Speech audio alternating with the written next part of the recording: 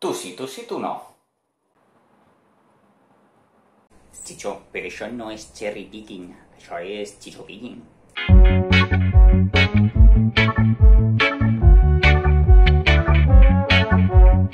Bon dia, avui parlarem del cherry picking i utilitzarem l'exemple del galaico portuguès per exemplificar-ho.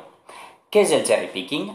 Com veiem en la definició en anglès, és l'acció o pràctica de triar i prendre solament aquelles coses que ens resulten beneficioses per a fer creure a la gent allò que volem. No consisteix en mentir, sinó en dir les veritats que ens convé. En fi, com hem vist amb l'exemple del cherry picking amb les cireretes, consisteix en agafar solament aquelles coses que ens interessen. D'acord? És un fenomen que es produeix moltes vegades tant en història, com en medicina, com en lingüística. Hi ha persones que tenen la intenció de convèncer o de persuadir una persona, llavors agarren només allò que els convé. Per exemplificar-ho, anem a utilitzar el cas del galaico portuguès. El gallec podem dividir-lo en gallec occidental, central i oriental. I, així en este mapa extret d'Iberolingua, veurem quines regles s'han utilitzat per a agafar l'estàndard gallec i l'estàndard portuguès. Analitzarem la següent graella per a veure les diferències. A l'estàndard portuguès han utilitzat 5 amb el cesset, mentre que al gallec han agafat la forma central i oriental 5, perquè l'occidental cessejava com l'estàndard portuguès. Després han agarrat irmão, que es diu com al gallec central i al gallec oriental, però al gallec occidental es deia irmão i ho han agarrat d'ahir. En el següent, tu, tot i que al gallec central i oriental es diu tu, han agarrat la forma ti. Muito, tot i que es diu muito també a l'occidental i a l'oriental, han agarrat la forma central i un poquet de l'occidental. Després, eu sou, han agarrat la forma eu son. Per falaix, han agarrat la forma falades, tot i que l'altra també existeix. Leois, han agarrat la forma leons. Per falastes, així han utilitzat la mateixa, cosa que és molt estranya. Mais que tu, han agarrat la forma mais que ti. Per gado, han agarrat la forma gando. Per bon, on hi ha una N nasal clarament, han agarrat bo. Per mai, que es pronuncia igual al gallec central i oriental, han agarrat nai. I per agua, que casualment es diu com en castellà, en comptes de tornar a agarrar l'occidental, han agarrat auga. I fixeu-vos en el vocabulari. Dins de Portugal es diu año, cordeiro i borrego. Llavors, parlen tres llengües diferents els portuguesos? O ens trobem davant d'una situació de sinonímia? Igual amb vosaltres, vos o vosés han fet el mateix. I amb chave, chamar han fet igual. Al sud de Portugal es diu chave, chamar. Llavors, parlen una llengua diferent així i així? I així vos deixo un text on han escrit amb l'ortografia gallega actual, fugint les formes més estàndard del portuguès, i l'ortografia portuguesa, que en realitat si li poseu les formes orientals corresponents seria igual.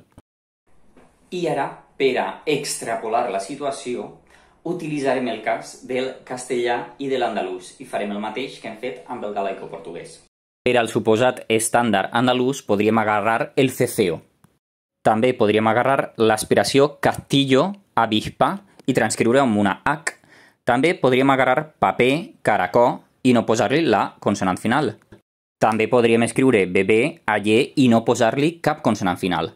En comptes de posar una Z, cruz B10, podríem posar cru B10. Quan toca cesseig en castellà, podríem posar ceceo, i a la inversa. Mantindre també l'aspiració de abeja en abeja, i també posar una H, i menjar-nos totes les Ds intervocàliques, deo, cansao. I el sumum ja és que podrien eixir-nos aberracions com aquesta. En la Sociedad para el Estudio del Andaluz, zauntan un grupo persona de diferente formación Collons, és que em costa moltíssim de llegir, o sigui, és que és horrible. Bàsicament, s'han dedicat a utilitzar les formes més allunyades de l'altre estàndard per a justificar que no és la mateixa llengua. I mai han agafat les formes que sí que es pareixen. En fi, la conclusió a la qual podem arribar és que no per escriure d'una manera diferent estàs fent una llengua diferent. Cal tindre en compte el context històric, és a dir, totes les llengües del nord de la península ibèrica van repoblar cap avall. Esta és la situació actual, però anteriorment ocupaven molt més d'espai. I per això els gallecs van repoblar cap a Portugal, però Portugal tingué una guerra contra el regne de Lleó es separar en un moment donat i van acabar la repoblació. Tenien lleis pròpies, tenien fronteres i línies imaginàries pròpies, tenien un rei propi, i llavors, al cap d'uns anys d'haver estat ja vivint allà, ells consideraven que ells eren portuguesos. És a dir, és el mateix cas que el cas dels valencians. Els valencians hem estat repoblats per aragonesos i per catalans. Però, en un moment donat, com que teníem fronteres imaginàries, teníem lleis pròpies, és a dir, furs, al cap de 100 anys d'haver estat repoblats, el sentiment de pertenença a un lloc, evidentment, era valencià, no era ni aragonès ni català. Però això no vol dir que no continuàvem parlant la mateixa llengua. Veieu, és exactament el mateix cas. Contràriament, perquè els andalusos en cap moment han tingut aquest sentiment, perquè els castellans van repoblar cap al sud, evidentment és llengua castellana, però la capital era Toledo, i Castella era molt centralista, contràriament a la corona d'Aragó, d'acord? Que ens va oferir furs propis, lleis pròpies, d'acord? Cosa que Andalusia no ha tingut mai. De fet, Andalusia com a tal es va crear a partir del 1850, a mitjan segle XIX, d'acord? Com a tal, com a Andalusia, perquè abans era tot Castella. Llavors, no podien desenvolupar aquest sentiment de pertinença. Eixe és el problema. Llavors, està bé que els gallecs a la seva llengua li diguen gallec. Està bé que els portuguesos a la seva llengua li diguen portuguès. Està bé que els brasilers a la seva llengua li diguen brasiler. No és cap problema, això no fa que la llengua siga diferent. Com acabem de veure, no per canviar l'ortografia farem una llengua diferent. D'acord? El que està malament és fer el que han fet algunes persones, que és intentar dividir altres llengües per por a que la gent se'n vagi. D'acord? Perquè hi ha hagut repressions, hi ha hagut opressions contra Galícia durant molts segles i, evidentment, qui governava Galícia? Fraga, un senyor profranquista. Tenia por, va clavar cullerada en l'Acadèmia Gallega de la Llengua i van agafar les formes més allunyades del gallec, o sigui, de l'estàndard portuguès. Però, clar, acabem de veure que és simplement atroç, és la vergonya de la filologia. És com si jo intente dividir, jo què sé, els castellonencs i els valencians, perquè hi ha moltíssimes diferències. Jo podria fer el mateix que acabo de fer amb el castellà i amb l'andalús, però és que llavors em faria vergonya a mi mateix.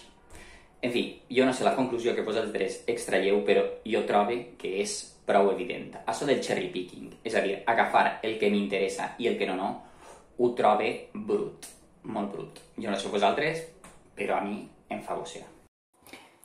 No, Chicho, això no és cherry picking, això és chicho picking. Ui, mira, que bé l'altre Chicho. No te minxes les idees que porten minyol.